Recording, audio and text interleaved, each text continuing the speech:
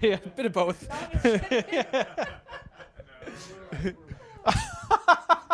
We're live. Oh, great. Oh, great. Welcome back. Welcome back to Civic Punks. I'm your host, Derek, and we're here at the Creative Bureaucracy Festival. And I found two lovely guests here to join me. I have. Louise Asnaf from WHO's Innovation Hub. And Christian Basin from the Transition Collective. And we actually hung out yesterday morning and did some really good jamming on AI, some jamming on the future of learning in public sector. But really what we want to talk is about your research. You've been doing a lot of interesting research on innovation in health. I guess a good place to start is, where'd this all come from? Like, why did you start this? So the problem we're trying to address is that there's so much innovation, but there's such a huge need, and the two are not meeting. So 5 billion people are still without access to healthcare. And the paradox is, at the same time, we have so much innovation, amazing new technology, fantastic social innovations, but a lot of it is not being democratized. It's not reaching the people who need it the most.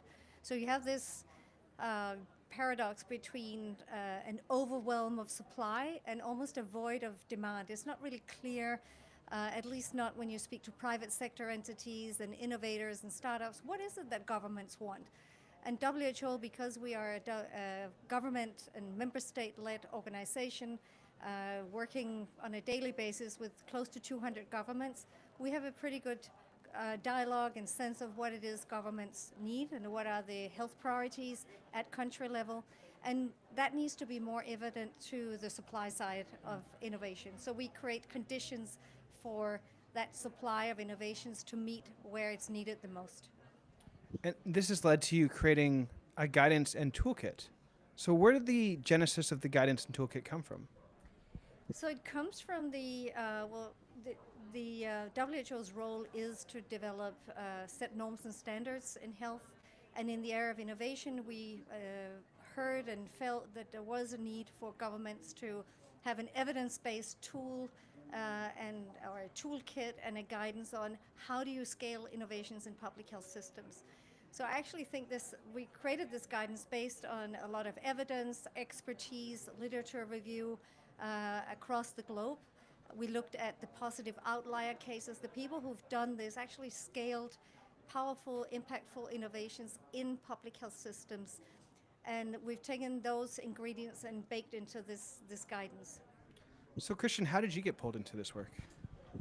Well, so just making a plug for the guidance, because we were, my colleague and I, commissioned to collaborate with the World Health Organization on developing it. And so over the course of, I think, a year or even a little bit longer, we conducted all this work to really unpack what was the global evidence base on innovation scaling, not just in health, but actually across the board. And how might we gather insights on, future-oriented insights on what will it actually take to scale in public health systems. Importantly, not only for health ministries or agencies, but actually any kind of public entity that has a democratic mandate or responsibility that connects to population health. And so that was really the task. And now we have this guidance out, which is super relevant, of course, for health authorities, but also for other types of actors across public systems, and potentially, I think, actually usable for any government actor that is curious about how to get innovation to scale, also beyond health. So let's get really concrete. How do I use this guide? How can I, as a practitioner, pick this up and bring it into my work? Well, Go ahead. So the guidance is there. It's online, ready to be downloaded, and it's positioning governments in a different kind of leadership. So it's not the top-down control, knowing it all, controlling every step, but it's more a mission-led type of leadership where you're the steward of an innovation ecosystem. And importantly, this is not a linear step-by-step guide. It's actually about an iterative process where you work with your innovation ecosystem, meaning the different actors inside government but also outside, including private sector, civil society, the innovators and entrepreneurs, the patients and the users of your health systems to understand what is the need, first of all, what are the problems we're trying to solve, and then together either co-creating the solutions or identifying where they might already exist and linking them to where the problem is. So it's a that kind of stewardship requires humility in actually admitting that you don't know it all as a government, but that the answers are out there, and together that we can either find them or create them. And it also takes empathy, because it's actually very engaging, inclusive, working with all the actors so that everyone can play the role that they play best and contribute the part they need to contribute. A question I have, and I'll throw it to you, Christian, is this all sounds great. Love it. I have no time. I have no money. What do I do?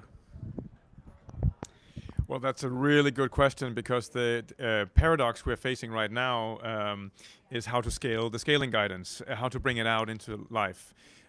Recently, we hosted a roundtable in Copenhagen with health ecosystem actors, ministry, agency, but also local actors, accelerators, foundations, together with Louise to explore that question: how do we actually bring scaling skills, competency, strategies into the system?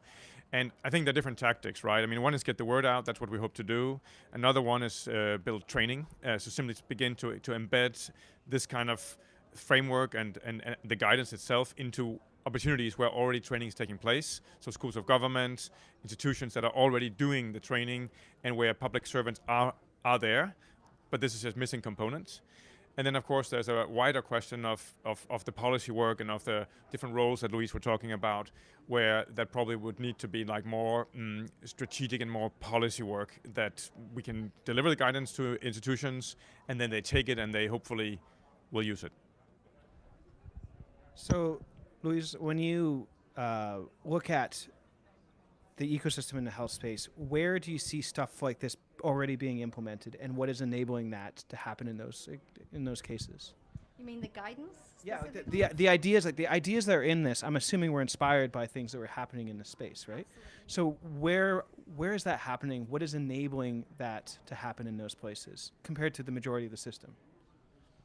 So first of all, here at the Creative Bureaucracy Festival, we see many examples of this type of leadership that is more humble, more empathetic, and more engaging with the wider ecosystem. So it is the kind of leadership that takes a systems approach.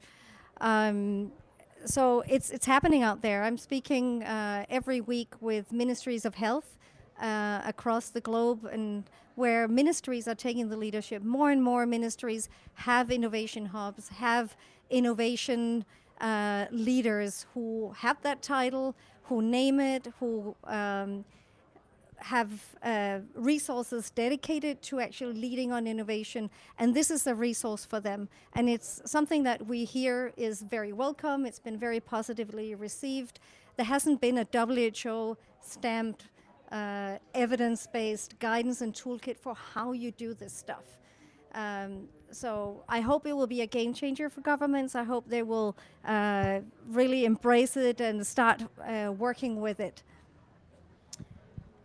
Yes, and as Louise said, this is already happening, and she mentioned also the positive deviant case examples that we dive into in the guidance and give examples, right? It could be the government of in Quebec in Canada that has an innovation team anchored in the Ministry of Health that really has deployed many really powerful strategies in this space. Could be SingHealth in Singapore that's adopted also a bottom-up sort of health innovation capability where they connect with local clinics and then scale up the most promising innovations. Or it could be in India where we see a very politically and policy-led approach to almost mission-driven scaling over many years to work on maternal health. So I think if I was to add something to Lisa's point, it would be that there is also the question of political leadership, that there are ministers or there are governments that see the health demands, see the population needs, and really are visionary and ambitious about addressing them. At the same time, having that humility that we can't do it alone. We need to work with local actors. We need to work with non-governmental actors to make it happen. Okay, so to wrap up here, where do I find this? So I just go online to the World Health Organization website and I just look up scaling innovation in the public health system, and I can just download it, correct? Yes, you can. I can just download it, and then I'm off to races. Is there people I can contact if I want to be part of, like, are there people I can follow up with about the ideas in this? You can contact me. I'm on LinkedIn and at WHO, and my LinkedIn profile is in my name, Louisa Ersnap, and would be happy to hear from, in particular, governments who are ready to steward their innovation ecosystem and using this innovation scaling guidance and toolkit. Amazing. Any final words, Christian? You're good to go. I'll just say that this is a pretty rare document with this kind of authority and legitimacy from a global organization, and that means that I think it can open up some doors that are sometimes hard to open up. I'd really encourage anyone working in government with innovation scaling to take a look and see if it isn't something they can leverage for their population health needs or other needs.